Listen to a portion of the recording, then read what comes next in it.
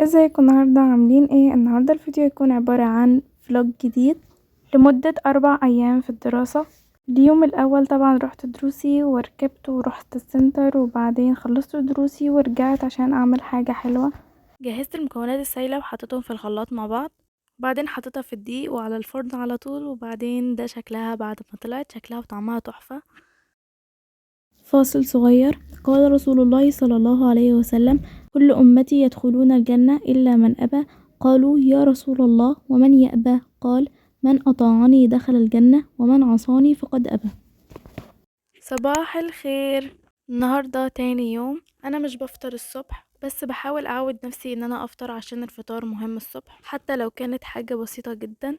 النهاردة كان يوم خفيف، كان عندي درسين رحتهم. انا راجعه اشتريت لي حاجه حلوه من السوبر ماركت، وبعدين بقى روحت وعملت لي عصير جوافه. اشوفكم بكره.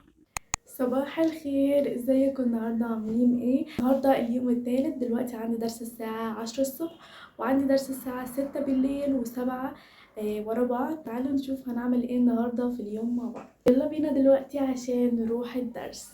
النهارده ما صورتش كتير، بس صورت لكم جوله في مشتريات المدرسه. الفيديو بتاع مشتريات المدرسة نزل على الانستجرام، بس الناس اللي ما عندهمش انستجرام نزلت لكم الفيديو هنا كمان عشان تشوفوه. زي ما انتوا شفتوا في الاول، في كراسات كبيرة وفي اقلام جميع الالوان، ازرق واحمر واسود، وفي كمان اقلام رصاص، وجبت كمان هايلايتر ومقلمة. اكيد ما تنسوش تعملوا لايك وسبسكرايب عشان نوصل اكبر عدد من المشتركين قريب. جبت كمان اقلام الوان وكوركتور. في كمان الكراسات السلك الصغيرة دي، كمان منها الكبيرة بأشكال وألوان مختلفة، وعليهم كمان عبارات تحفيزية حلوة. وبس كده تكون دي كل المشتريات، ويلا بينا بقى عشان نشوف هنعمل ايه مع بعض تاني. طبعا عرفتوا خلاص، بعد اي درس لازم اعمل حاجة اكلها بعد ما ارجع. النهاردة هعمل مكرونة بس بطريقة مختلفة، حطيت عليها بصل وفلفل وحمرتهم على النار وكده جهزت. صباح الخير في رابع يوم واليوم الاخير النهاردة.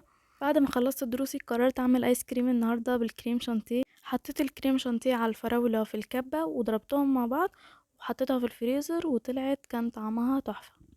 وبكده يكون يومي خلص. اشوفكم الفيديو الجاي، سلام.